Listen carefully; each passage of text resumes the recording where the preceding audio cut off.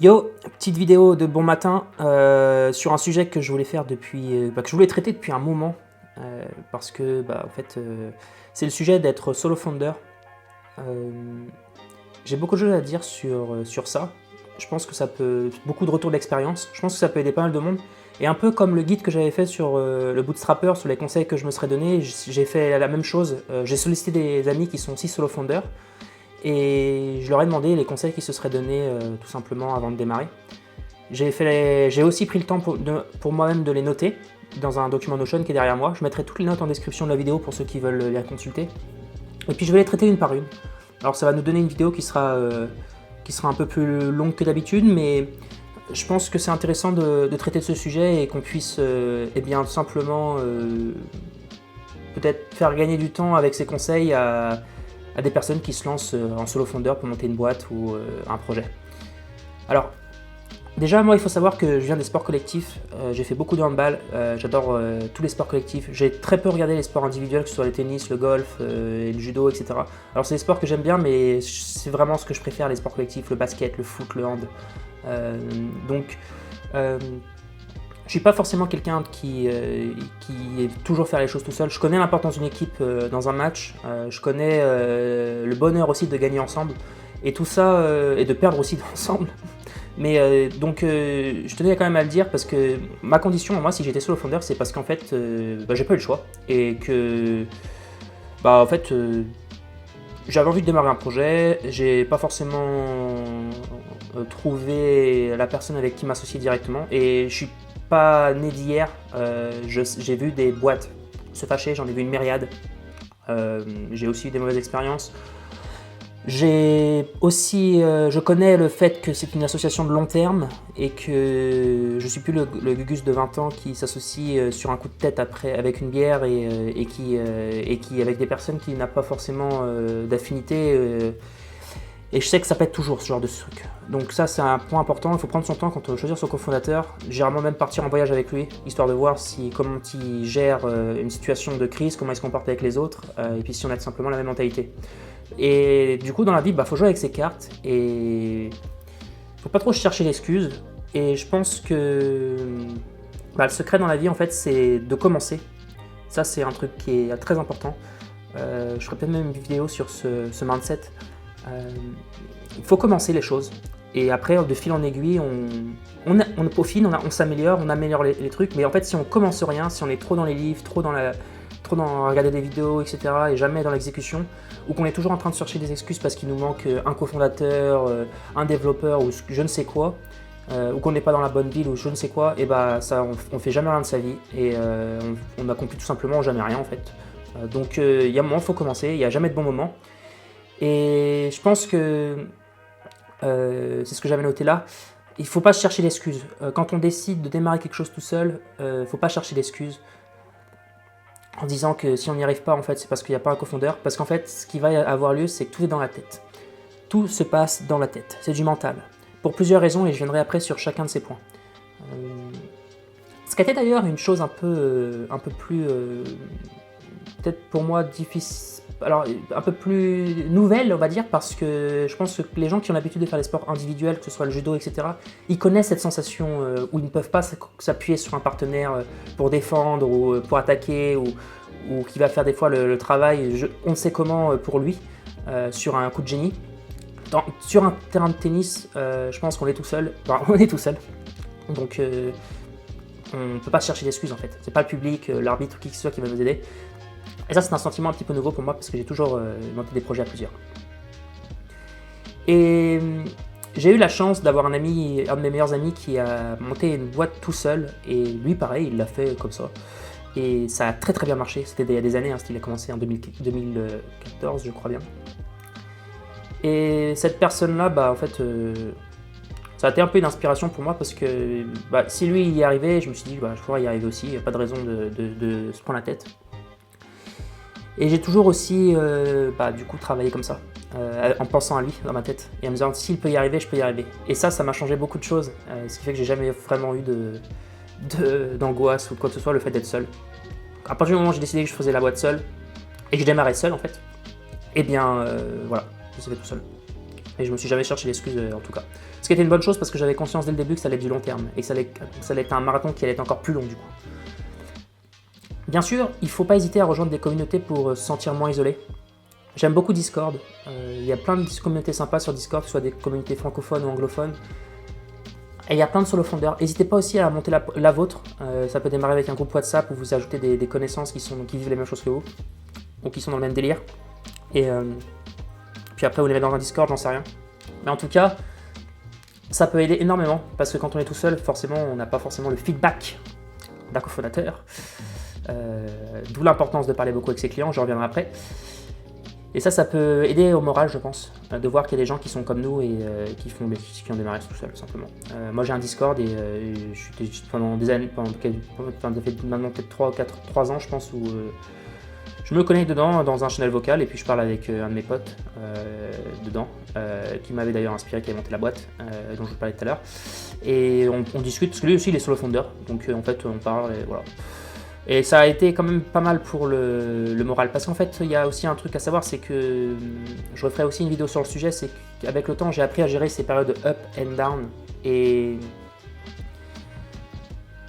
il y a des moments où on va être très fatigué parce qu'on a beaucoup bossé pendant peut-être 15 ou 20 jours à fond.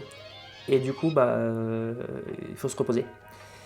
Et ces périodes-là, on va réussir beaucoup à les réduire en parlant avec des amis, tu vois. Et ça, c'est un truc qui est clé. D'où l'importance aussi de rejoindre des communautés, je pense. Ça a des avantages d'être solo founder. ça c'est des inconvénients, mais ça a des avantages. La première, c'est que, et ça c'est aussi ce que j'avais vécu, c'est... Bon, je suis quelqu'un qui travaille beaucoup, je vais pas mentir. Mais je suis assez vite exaspéré quand je fais 3 heures de boulot et que la personne elle en a fait 20 minutes. Il y a un moment, je pense qu'il y a un juste milieu à avoir. Et donc il y a cette exaspération que j'avais en travaillant à plusieurs, que j'ai eu, où on a l'exaspération que l'autre il travaille pas assez et qu'on se dit putain mec quand même, je demande pas ce que tu fasses autant que moi, mais juste on est dans les tranchées là, tu vois, on n'est pas en train de... Je veux dire, moi j'ai toutes mes économies dans cette boîte, donc voilà, on avance quoi. Sinon on trouve un CDI, il n'y a pas mort d'homme si on échoue, mais au moins on se donne les moyens de réussir. Et ça, c'est un sentiment dans la tête, je pense que si quelqu'un l'a déjà eu, des gens l'ont déjà eu, ils sauront de quoi je parle. Mais cette pression qu'on a dans la tête, elle est pas agréable. Et ça c'est sûrement la sensation qui m'a le plus gonflé. Le fait d'avoir la personne qui travaille pas assez, quoi, et tu sais pas comment faire pour la... Et puis l'entrepreneuriat n'est pas pour tout le monde, il y a des gens qui sont pas disciplinés, hein. Moi je l'étais pas, j'ai appris à l'être au fur et à mesure, parce qu'aussi j'étais tout seul, donc là t'as pas le choix, si t'es pas discipliné t'arrêtes et tu vas retrouver un CDI, hein. Donc aussi le fait d'être dans les problèmes, j'ai pu gagner aussi en discipline par contrainte, on va dire. Il n'y a pas de trahison, ça c'est aussi un autre point important. Il n'y a pas de trahison. Je pense que c'est... on a toutes des histoires, hein. On connaît tous des boîtes où l'un des cofondateurs il se trahit. On peut se trahir de différentes manières, hein. Ça peut être une des personnes décide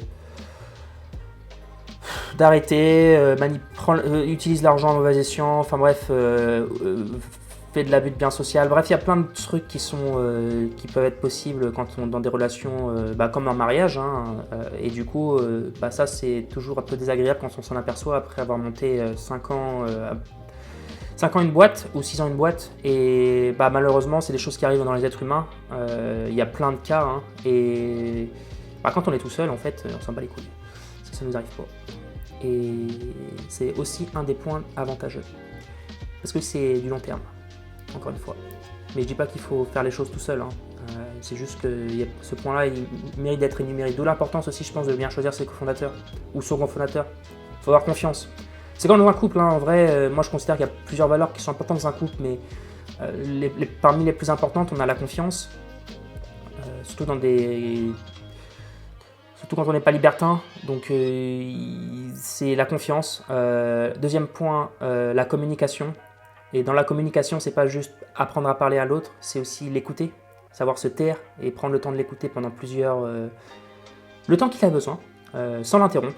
et sans forcément lui donner des solutions. Des fois, les gens, ils ont juste besoin de se vider. Et ça, je pense que c'est aussi une des valeurs importantes d'un couple qui dure. Et puis après, il y a le fait d'être ensemble face au problème plutôt que l'un contre l'autre quand il y a un problème et de construire ensemble. Voilà, après, il y a plusieurs valeurs qui sont importantes, mais en tout cas, c'est la même chose un peu avec un cofondateur. Hein. Communication, confiance et construire ensemble. Et ça, c'est des choses qui, si on les a pas, s'il y en a une qui pète, en général, c'est mauvais signe pour la suite. Alors, un autre point important, les choses ne sont pas figées dans le marbre. C'est pas parce qu'on n'a pas de cofondateur quand on démarre qu'on va pas pouvoir l'intégrer plus tard. Ça, c'est... il faut arrêter de laisser aussi nos conditions, la condition dans laquelle on est au présent, nous définir dans le futur. Si t'es moi, j'exclus pas plus tard d'avoir un cofondateur si je rencontre une super personne et que j'ai envie de l'intégrer, voilà, je vais mettre dans mon destin, je fais ce que je veux et point à la ligne.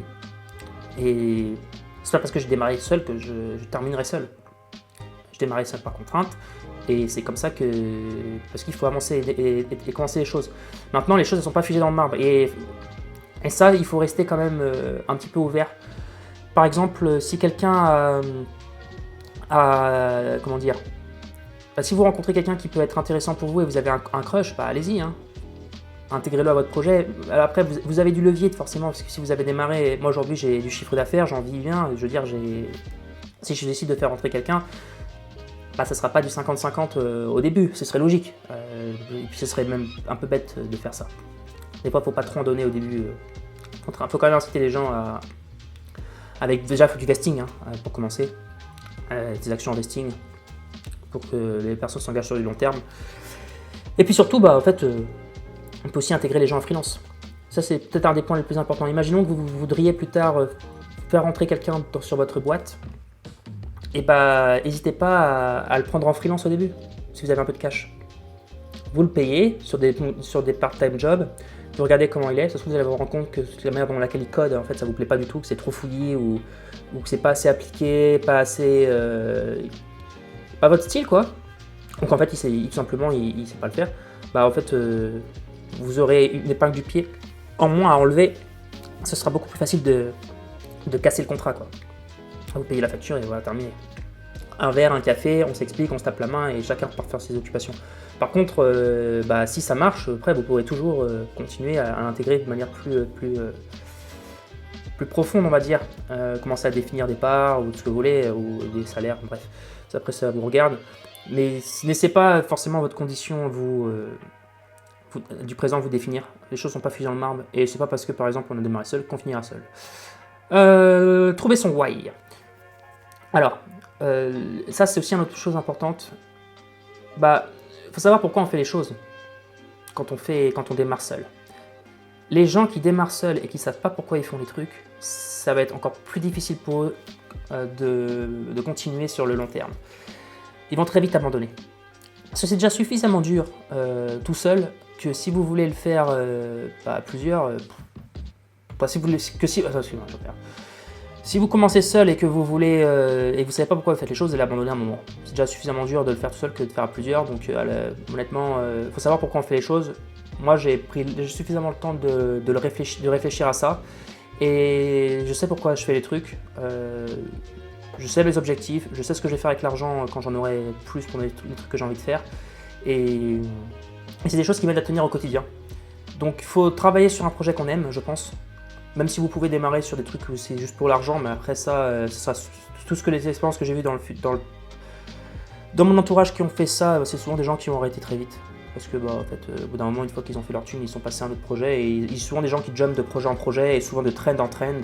On a eu le trend dropshipping, après il y a eu la trend crypto, après il y a eu la trend NFT, là maintenant il y a la trend AI, ChatGPT, je sais pas quoi, le mec ils installent sur un serveur, ils ont l'impression de faire de l'AI. Mais si vous faites ça, vous accomplissez pas grand chose en fait. Et à un moment, il faut accepter le fait que si tu veux créer un truc, faut peut-être 10 ans de ta vie dessus, quoi. Donc voilà, savoir pourquoi on fait les choses, ça aide. Il faut apprendre vite, car on a besoin d'être pluridisciplinaire pour réussir en solo founder. Ça c'est vrai, sauf si vous avez une skill qui est très très dure à avoir, mais possible, c'est d'être un très bon manager. Si vous êtes très fort à déléguer, vous avez un petit peu d'argent en plus de côté parce que vous avez réussi à prendre du love money à gauche à droite, et que vous avez travaillé un peu avec market, etc., là vous pouvez peut-être réussir à contrecarrer l'argument que je vous ai dit avant. Pour les autres, il faut être pluridisciplinaire. Tu es tout seul, tu as intérêt d'être agile, tu as intérêt de savoir beaucoup de choses, il va falloir jouer avec plusieurs chapeaux et ça va être vraiment important. D'où l'importance d'être patient. Aujourd'hui, moi je fais beaucoup de choses dans ma boîte, fait tout quasiment, à part les illustrations. Ça j'ai délégué à ma petite sœur qui m'a tout illustré, elle a fait une mascotte, etc. sur The Company's API et Resilience Club. Ça c'est des skills que j'ai pas et que j'aurai jamais et qui m'intéressent pas forcément. Maintenant, t'as trouvé la bonne personne, délégué, etc. Et pour le reste, par contre, que ce soit le DevOps, le front, le scrapping, le back, les tests, tout ça, ça je fais tout seul, quoi. Et ça m'a pris du temps et beaucoup de travail pour être agile là-dessus. Faut aussi être méga discipliné. Ça, j'en ai parlé juste avant. Parce que quand on démarre tout seul, il va falloir faire une balance entre le produit et le marketing. Et du coup, ça, c'est pas toujours simple à faire. Savoir quel temps on alloue. Moi, je me suis aidé pour ça. J'avais créé une application qui s'appelle Resilience Club, que j'avais fait d'ailleurs pour ça, parce que pour gagner en discipline. Ça, c'est fait, ça, c'est fait, ça, c'est fait, ça, c'est fait.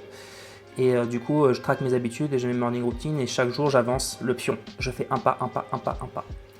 Dans la direction que j'ai choisie avec mes habitudes. Voilà. Et j'essaye d'avancer comme ça. Et comme disent les Américains, move the needle.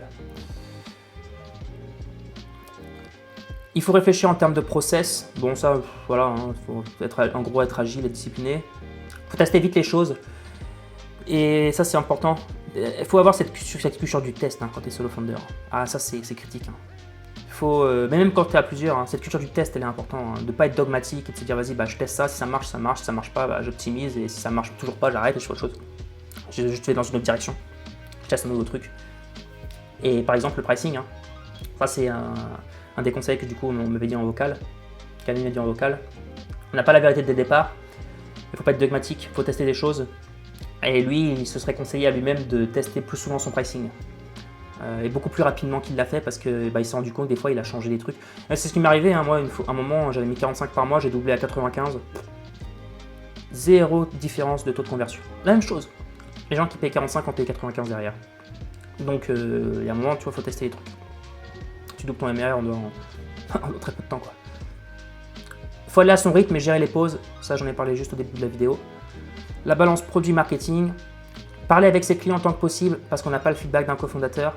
Moi, c'est un truc qui m'a énormément aidé. J'ai foutu le calendrier sur ma homepage. Vous pouvez aller voir sur The Company's API. J'ai foutu en bas le calendrier et ça m'a aidé énormément. Pourquoi ? Parce que tout simplement, les gens derrière, ils m'ont fait du feedback en démo, quoi, et des démos, et je fais des démos sans cesse. Et ça m'a aidé à un point. D'ailleurs, j'avais entendu un mec qui était à YC il y a très longtemps. Il disait qu'à Y Combinator, il y avait que deux choses qui comptaient: parler à ses clients et coder. Et à chaque fois qu'il faisait les office hours avec les partenaires, il disait: alors, t'as parlé avec mon client aujourd'hui et t'as codé quoi cette semaine par rapport à la semaine dernière? Et voilà, cette semaine tu parles à 50 clients et tu codes ça. Et tu me voir la semaine prochaine en fonction de ce qu'ils ont dit quoi, est-ce qu'ils ont priorisé, etc. Est-ce que ça sert à quelque chose? Et c'est un peu les directions d'une boussole. Tu prends la direction de la boussole avec les clients et après tu traces dans cette direction-là et tu reprends la direction de la boussole avec les clients et tu retraces dans cette direction, peut-être à 45 degrés, parce que tu avais pas forcément visé juste, ou tu as eu du mauvais feedback, et ainsi de suite. Et c'est comme ça que tu te déplaces. Tout seul, on a aussi un truc, c'est qu'on peut pas trop en faire. Donc il faut attaquer une niche. Il n'y a pas le choix. Même à plusieurs, de toute façon en général il faut toujours attaquer une niche. Et donc commencez pas à avoir des grands rêves, des rêves grandiloquents, à vouloir recréer Facebook ou j'en sais rien. Il faut attaquer une niche. Si vous voulez recréer Facebook, faites un Facebook sur une niche bien précise. Mais faites pas un truc généraliste parce que ça marchera pas. De toute façon, tout a toujours commencé comme une niche. Même les gens qui pensent que Facebook n'a pas commencé comme une niche, Facebook c'était une niche au départ. Ça ciblait les étudiants d'Harvard. C'était un réseau social pour les étudiants d'Harvard. Enfin, un réseau social, on va dire un annuaire pour les étudiants d'Harvard. Et il n'y avait pas grand chose de plus que des fiches profil que les gens pouvaient consulter, quoi. Donc on commence tous par une niche au début. On est aussi plus libre. Ah bah ça c'est plutôt un avantage que j'aurais dû mettre dans les avantages. Quand tu es tout seul, tu es plus libre, donc tu peux faire la tête brûlée. Si tu as 10 mois de cash, on avait parlé dans la vidéo sur le bootstrapping, si tu as 10 mois de cash en France, bah tu te dis vas-y, bah je me casse en Thaïlande, ça me coûte tant, et là tout de suite j'ai 18 mois de cash. Donc tu as moins de problèmes des fois à prendre des décisions qui peuvent paraître un peu radicales de l'extérieur, mais qui peuvent avoir un long impact sur le long terme pour ta boîte. Bon, alors dans les autres points, il faut célébrer ses victoires avec ses amis, sa famille, sa femme, etc. Car quand on est tout seul dans les difficultés, mais aussi dans les victoires. Et dans les victoires, des fois, c'est pas toujours la même sensation. Moi, je vais vous raconter un exemple. J'ai fait mon Product Hunt pour The Company's API et j'étais tout seul. Donc déjà, c'était hard. Et en plus, j'étais content à la fin du résultat que j'avais fait. Et voilà, en fait. Après, le lendemain, j'avais un de mes potes qui avait refait à IST4 dans la boîte. Ils ont refait un Product Hunt. Et je les voyais autour de la table, tu vois, ils m'envoyaient des photos, ouais, regarde et tout. Et ils étaient autour de la table, tous les 4, en train de hustle. Et je me disais, putain, ouais, j'aurais bien voulu. C'est pas la même chose, tu vois, quand t'es tout seul, c'est. J'ai pas ça en fait, j'ai pas vécu ce moment à plusieurs autour d'une table à hustle qui est 100 fois plus fort en adrénaline que ce que j'ai eu. Donc, quand t'as des victoires, faut les célébrer à plusieurs, c'est important. Et il faut pas hésiter à inviter ses amis, sa femme, sa famille, et pas le garder non plus que pour soi. Faut apprendre à déléguer, ça j'en ai parlé, solo founder n'est pas solo worker. On a chacun nos forces et nos points faibles, et il faut pas hésiter à demander de l'aide et à solliciter d'autres personnes pour faire un travail que tu n'es pas forcément très bon à faire. En gros, faut se faire aider, quand on peut se faire aider. Faut pas rester, je suis tout seul, je reste tout seul, je parle à personne, ça marche pas. En tout cas, sinon vous êtes très fort. Voilà, moi j'avais délégué avec ma sœur les images. Tiens d'ailleurs, pour ceux que ça intéresse, je fais de la pub tant qu'on y est. Ça s'appelle ju.fr avec 3 U et c'est son site internet. Si vous avez besoin un jour de faire des illustrations. Vous voyez, elle m'avait designé tout ça avec l'OTJS. C'est des trucs que je sais pas faire, donc forcément j'étais obligé de déléguer. Et elle avait tout animé comme ça pour que ce soit ultra rapide et fluide avec l'OTJS et After Effects. Voilà, elle avait dessiné des trucs, etc. Donc d'ailleurs, elle fait du freelance, c'est ju.fr si vous voulez un jour avoir besoin de refaire l'identité et l'image de marque de votre SaaS ou de votre e-commerce. Moi j'étais très content de son travail. Il faut être un bon manager et faire de l'essai-erreur. Voilà. Un autre point aussi que je me serais donné en tant que solo founder, c'est faut tout documenter autant que possible dans Notion. On peut se dire que parce que on est tout seul, on n'a pas forcément besoin tout est dans notre tête en fait. Raison de plus, parce qu'il n'y a que vous dans votre tête. Donc moi j'aurais dû faire beaucoup plus dès le début, tout mettre dans Notion. Vous voyez là j'ai mes projets et par exemple les tâches, la roadmap. J'ai même les roadmaps, tu vois, et ce que j'ai fait chaque mois, etc. Les produits, grosse team et les tâches. Et je gère tout dans Notion, comme ça, si un jour quelqu'un arrive, il aura déjà plein de ressources et ce sera plus facile pour lui de cibler et de savoir où est-ce qu'on va, qu'est-ce qui a été fait, etc. Il faut devenir meilleur dans les outils de no-code et automation comme Make, etc. Ça, moi, je suis un peu le syndrome du développeur, c'est-à-dire que j'utilise pas ces outils-là parce que je peux le faire moi-même et en fait c'est con. Et j'ai jamais trop cherché à creuser Make, ça c'est un peut-être truc en 2023 que je ferai beaucoup plus. Ou Integromat, Zapier, Make c'est Integromat mais Zapier, N8N, tous ces outils. Parce que ça fait gagner du temps et les outils de no-code aussi pareil. Donc faut pas hésiter à les utiliser en tant que solo founder parce que ça va être très précieux et ça va vous donner des super pouvoirs. Il faut aussi beaucoup communiquer avec son conjoint si il ou elle en a besoin, car c'est un marathon plus long le fait d'être seul. Effectivement, c'est déjà un marathon de le faire à 2 ou à 3, une boîte. Donc si vous avez un conjoint, il faut, je pense, essayer de le tenir au courant de temps en temps d'avancer, les directions. Parce que vous n'êtes pas tout seul. Lui aussi, il a ses projets. Il a peut-être le projet d'acheter une maison à un moment, il a peut-être le projet d'attendre d'avoir une maison avant d'avoir des enfants. Il a peut-être le projet de partir de la ville dans laquelle vous habitez quand les situations seront mieux, et être dans l'attente et l'inconnu, c'est pas très agréable. Donc il faut, en tout cas, c'est le conseil que je me serais aussi donné, beaucoup plus communiquer avec son conjoint. Et être conscient que le fait d'être seul, ça va probablement être plus long que d'être à plusieurs. Et du coup, de le tenir encore plus informé. Il n'y a pas besoin de tout lui dire ce qui se passe dans la boîte, mais de le tenir informé de où est-ce qu'on est, où est-ce qu'on va. Même s'il y a des gens qui pensent qu'il faut séparer le business et la famille, et les amis, l'amour, etc., que ça doit être un mur qui ne doit être infranchissable. Je suis d'accord, mais attention, laisser les gens dans l'inconnu, ça peut faire péter un mariage aussi. Donc, c'est pas agréable, hein, c'est logique, c'est pas agréable pour la personne. Il y a un moment, il faut avoir un peu d'empathie et se mettre à la place de son conjoint et communiquer. De toute façon, on en revient à ce qu'on a dit, hein, communication, confiance et construire ensemble, ça va avec son conjoint aussi. S'entourer avec des advisors, des mentors. Bon, alors les mentors, moi, c'est un terme que j'aime pas du tout, mais en tout cas, des advisors, ouais, des amis qui ont déjà fait ce qu'on a fait, etc., et qui sont des gens compétents pour nous aider psychologiquement, nous écouter quand on ne va pas bien, ou nous donner des conseils sur des sujets, ou faire les intros qu'on a besoin, ça dépend, c'est plein de choses. Hein. Garde un truc à côté si tu n'as pas une main skill pour gagner de l'argent. Si tu en as besoin. Alors en fait, ça, ce que ça voulait dire, c'est que avant d'être solo founder, généralement, c'est bien d'avoir une main skill, un truc où tu es vraiment bon. Parce que cette main skill, elle va te permettre de pouvoir, faire de l'argent assez vite quand on aura besoin. Si jamais tu dois faire de l'argent parce que tu n'as plus de cash. Mais surtout, elle te permet aussi de démarrer plus vite, on va dire. Maintenant, je sais pas, je pense que de toute façon, il n'y a jamais de bon moment pour se lancer. Qu'est-ce qu'une main skill? Qu'est-ce qu'une skill qui est forte? Ça, c'est à vous de le juger. Quand vous vous sentez prêt, allez-y, même s'il n'y a jamais de bon moment. Mais le secret, c'est de commencer quoi qu'il arrive de toute façon. Et de se dire qu'à la fin de ce voyage, que vous ayez réussi ou pas, vous auriez appris de toute façon tellement plus que si vous étiez en job. Est-ce que c'est plus dur de lever de l'argent quand on est seul? Ça, c'est un truc que j'ai mis. Parce qu'on m'avait posé la question et j'ai pas la réponse. J'en sais rien. Faudrait demander à des investisseurs. Je pense que de toute façon, c'est toujours la même chose. Hein.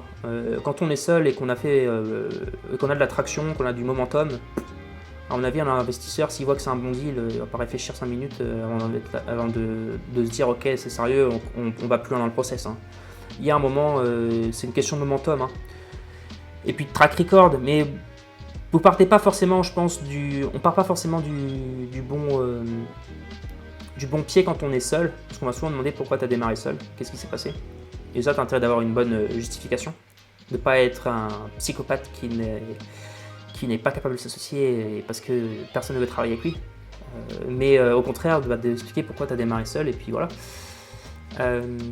Même si beaucoup de solo founders aussi, c'est aussi un avantage parce qu'ils peuvent bootstrap. Quand tu es à plusieurs, il suffit qu'il y en ait un des deux qui a plus le cash, et du coup, en fait, il va retourner travailler.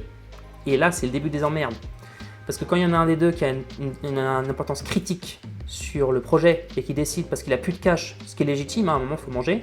Et peut-être qu'il risque aussi gros, lui. Peut-être qu'il a tout simplement, il en peut plus. Parce que les problèmes d'argent, ça use. Hein.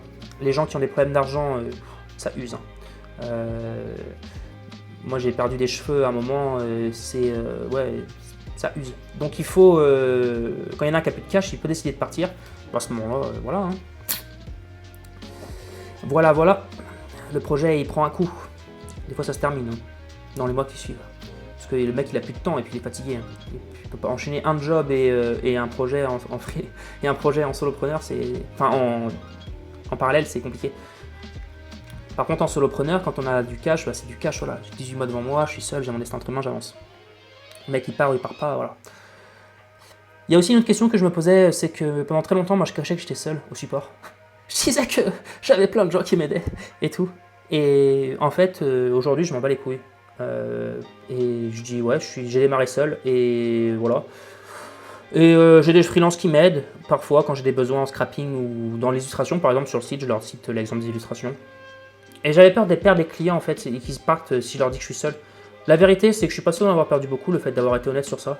Je pense qu'au contraire, il y en a plein beaucoup qui étaient impressionnés, qui disent ouais, t'as réussi à faire tout ça tout seul, bravo, etc. Et ils ont quand même payé derrière.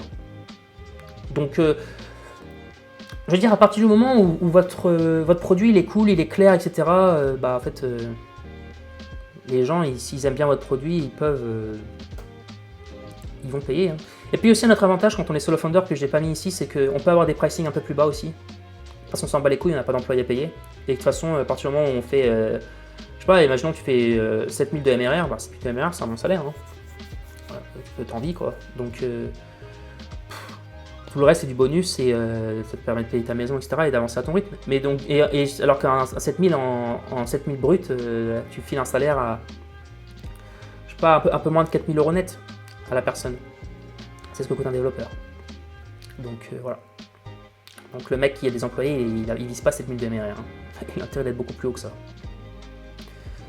Même à 10 000, tu fais pas grand chose. Donc voilà. Après, est-ce que c'est... Il y a un autre point aussi qui était important, j'ai peut-être terminé sur ces deux-là. C'est mieux d'être solo founder après avoir eu des expériences à plusieurs, je pense. Parce que déjà, ça te donne beaucoup plus confiance. Je suis dans ce cas-là. Et ça te permet aussi d'en apprendre davantage sur toi au travers des autres. Quand tu as travaillé à plusieurs.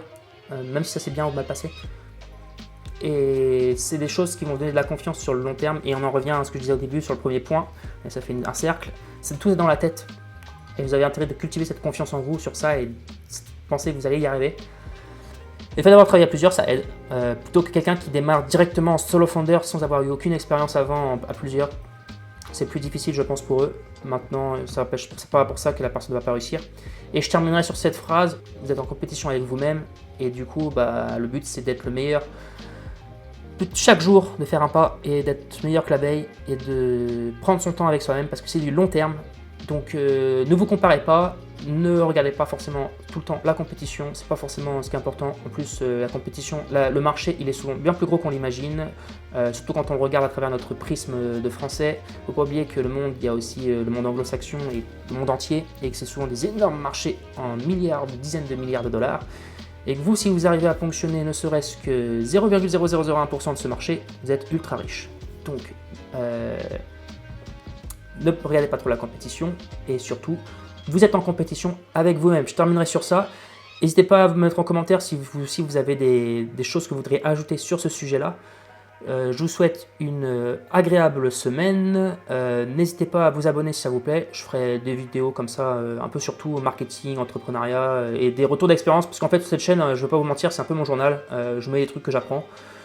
Donc il n'y a pas forcément de thème bien précis, mais j'aime bien parler de productivité, de marketing et de entrepreneuriat et tous les trucs que je fais au quotidien. Je vous souhaite une agréable semaine et à bientôt.